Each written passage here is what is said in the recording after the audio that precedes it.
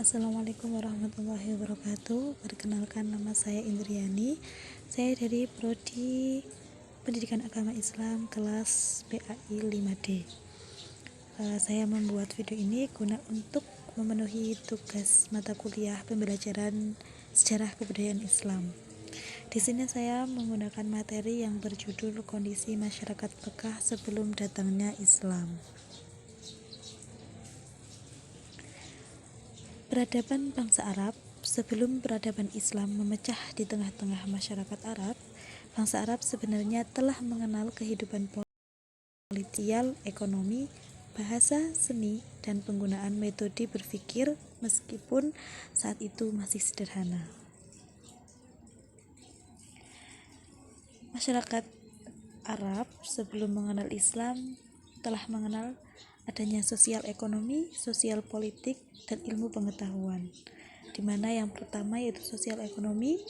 Pada saat itu masyarakat pendalaman atau Badui, mereka mayoritas bekerja di sektor pertanian, sedangkan masyarakat perkotaan mereka lebih pada sektor perdagangan. Di kota Mekah juga terdapat pusat perdagangan, yaitu Pasar Ukas, di mana pasar ini dibuka di bulan-bulan tertentu. Dan selanjutnya yaitu sosial politik. Saat itu seorang syekh atau amir mengurusi persoalan dalam masalah perang, pembagian harta dalam pertempuran tertentu. Dan untuk ilmu pengetahuan, di antara ilmu pengetahuan yang mereka kembangkan adalah salah satunya yaitu astronomi, yang dikembangkan oleh orang-orang Babilonia yang lari ke negeri Arab saat negara mereka diserang oleh bangsa Persia. Selain astronomi, mereka juga mengenal adanya ilmu meteorologi atau ilmu iklim. Ilmu iklim ini digunakan untuk mengetahui suatu peristiwa saat itu di Arab, dan ini berasal dari orang-orang Kaldam. Yang ketiga yaitu adanya pengobatan penyakit atau disebut al-tabib, yang berasal dari orang-orang Kaldam juga. Selanjutnya adanya agama dan kepercayaan bangsa Arab.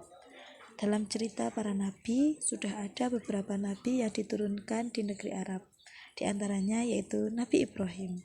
Karena itu sejak awal ajaran tauhid sudah tertanam di masyarakat Arab. Setelah berpuluh-puluh abad, ajaran tersebut mengalami perubahan yang akhirnya masyarakat Arab banyak yang menyembah berhala. Bangsa Arab mulai menyembah berhala ketika Ka'bah di bawah kekuasaan Jurhum yang dipimpin oleh Amr bin Lubai dari keturunan Khuza'ah. Khuza'ah datang ke Makkah dan berhasil mengalahkan Jurhum.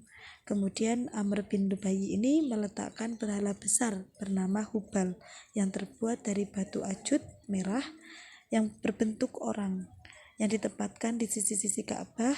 Kemudian Amr bin Lubai ini memerintahkan atau menyeru kepada penduduk Hijaz supaya untuk menyembah berhala tersebut. Saat bangsa Quraisy berkuasa kembali di Hijaz, Ka'bah sudah penuh dengan berhala yang berjumlah kurang lebih sekitar 360 buah. Di mana di antara berhala-berhala yang dianggap penting antara lain ada Lata, Uzza, dan Mana. Dan masih banyak lagi seperti Asaf, Nailah, Wud, Yakut, Suwa, Ya, Dasah, dan Manaf. Bangsa Arab pada saat itu selain menyembah berhala, mereka juga menyembah malaikat, bulan, bintang, bahkan matahari. Sosial budaya bangsa Arab pada saat itu dalam bidang bahasa dan seni bahasa, orang-orang Arab sebelum Islam sudah sangat maju. Kemajuan tersebut dibuktikan bahwa adanya penyair yang sangat dihormati. Bahasa mereka sangat indah dan kaya. Ahli pidato mendapat derajat tinggi seperti penyair. Salah satu kelaziman masyarakat Arab jahiliyah adalah mengadakan majlis atau nadwah sebagai sarana untuk mendeklamasikan sajak, bertanding pidato, bahkan tukar-menukar berita dan lainnya. Politik masyarakat Arab sebelum Islam.